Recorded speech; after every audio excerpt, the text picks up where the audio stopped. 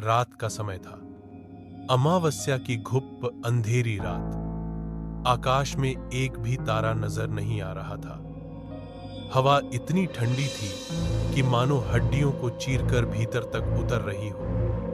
गांव के लोग अपने अपने घरों में दुबके हुए थे, क्योंकि गांव से दूर जंगल के बीच बनी पुरानी हवेली का डर सबके दिलों में गहराई तक बैठा हुआ था।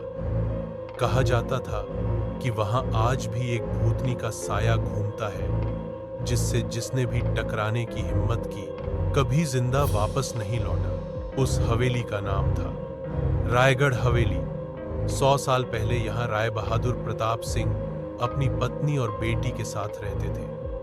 प्रताप सिंह एक क्रूर और लालची जमींदार था। वह किसानों से ज्यादा लगान वसूल करता और विरोध करने वालों को हवेली के तहखाने में कैद कर देता। कहा जाता है कि उसकी पत्नी ललिता देवी हवेली के नीचे बने गुप्त कमरे में रहस्यमयी पूजा करती थी। लोग फुसफुसाते थे कि वह काली विद्या जानती थी, लेकिन सबसे भयानक बात उसकी बेटी रेखा की मौत थी। रेखा बेहद सुंदर और मासूम थी, जिसे गांव वाले देवी का रूप मानते थे।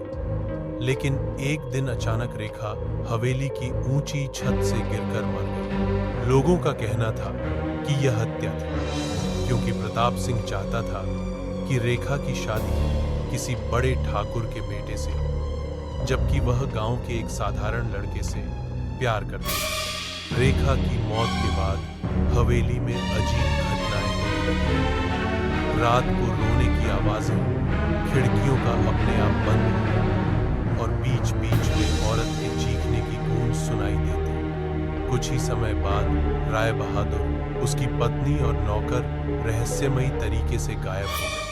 तब से हवेली वीरान थी। वर्तमान समय की बात है। दिल्ली से एक युवा पत्रकार अजय मिश्रा गांव आया। उसे इस हवेली की कहानी पर एक रिपोर्ट बनानी थी।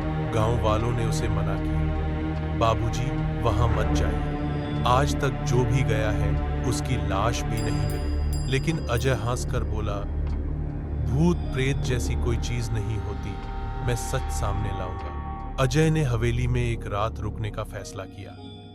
कैमरा, रिकॉर्डर और टॉर्च लेकर वह अकेला ही उस डरावनी जगह पहुंचा। हवेली की दीवारें जर्जर थीं। जगह जगह से सीलन टपक रही थी। जैसे ही अजय अंदर गया, उसके कदमों की आहट सन्नाटे में गूंजने लगी। उसने कैमरा ऑन किया और रिकॉर्डिंग शुरू की। मैं अजय मिश्रा हूं और आज इस हवेली में रहस्यों का सच उजागर करूंगा। लेकिन तभी ऊपर की मंजिल से किसी के चलने की आवाज आई। थक थक थक। अजय टॉर्च लेकर सीढ़ियां चढ़ा। कमरे का दरवाजा आधा खुला था। उसने धक्का देकर खोला तो देखा एक पुरानी गुड़िया कुर्सी पर रखी थी। गुड़िया की आंखें लाल थीं और उसके होंठों पर हल्की मुस्कान थी। अजय डर तो गया, लेकिन खुद को संभालकर बोला, यह तो किसी ने डराने के लिए रखा होगा। उसने कैमरा गुड़िया पर फोकस किया। तभी अचानक गुड़िया की आंखें झपकीं। अजय के हाथ से कैमरा गिर गया। अजय ने हिम्मत जुटाई और नीचे उतरा। हवेली के कोने में उसे एक पुराना दरवाजा मिला, जो शायद तहखाने की ओर जाता था। दरवाजा बंद था, लेकिन जैसे ही उसने हाथ लगाया, अपने आप खुल गया। तहखाने में अंधेरा और सड़ांध भरी थी। दीवारों पर लाल रंग से अजीब मंत्र लिखे थे। बीच में लोहे की जंजीरें बंधी थीं, जैसे किसी को कैद किया गया हो। अचानक हवा का झोंका आया और उसकी टॉर्च बुझ गई।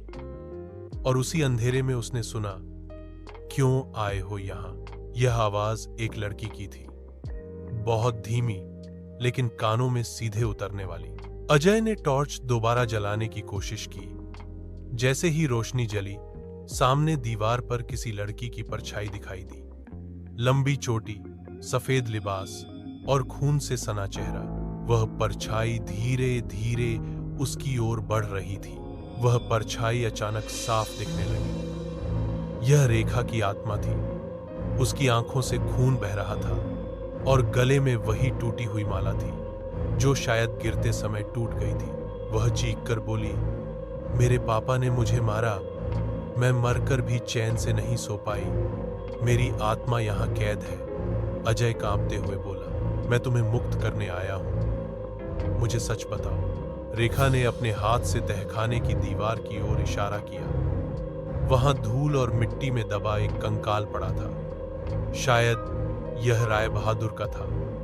रेखा बोली, जिस दिन मैंने पापा के खिलाफ आवाज उठाई, उन्होंने मुझे छत से धक्का दे दिया। मां ने मुझे बचाने की कोशिश की, लेकिन वह भी उसी तहखाने में कैद होकर मर गई। उनकी आत्मा अब भी चीखती है। तभी पूरे तहखाने में औरतों की चीखें गूंजने लगी। अजय डर के मारे कांप गया। अजय ने जैसे तैसे कैमरा उठाया और बाहर भागा। हवेली की खिड़कियां अपने आप बंद हो गईं। दरवाजा बंद हो गया। पीछे से रेखा की आत्मा चिल्लाई, तुम जा नहीं सकते जब तक सच दुनिया को नहीं बताते। अजय ने चीखते हुए दरवाजा तोड़ने की कोशिश की। तभी अचानक हवेली की दीवारों से खून बहने लगा, कमरा भरने लगा। वह चिल्लाया, मुझे छोड़ दो। रेखा की आत्मा पास आई और बोली, मेरे लिए इंसाफ दिलाओ, तभी मुक्त हो पाऊंगी। अगली सुबह गांव वाले हवेली पहुंचे। उन्होंने देखा कि अजय बाहर बेहोश पड़ा है। उसके कैमरे में पूरी रात की रिकॉर्डिंग थी। गुड़िया की आंखें झपकना, तहखाने का कंकाल और रेखा की आत्मा। जब फुटेज टीवी और इंटरनेट पर दिखाया गया तो पूरे देश में सनसनी फैल गई। जांच हुई और हवेली के नीचे कई और कंकाल। लोगों को पता चला कि राय बहादुर ने अपने कई दुश्मनों को मारकर वहीं दफनाया था। उसके बाद पंडितों ने हवेली में विशेष पूजा की। कहते हैं, उस रात रेखा की आत्मा ने आखिरी बार मुस्कुराकर कहा, अब मुझे शांति मिल गई। लेकिन आज भी गांव वाले कहते हैं कि कभी कभी अमावस्या की रात को हवेली से लड़की के हौंसने और रोने की आवाज आती है।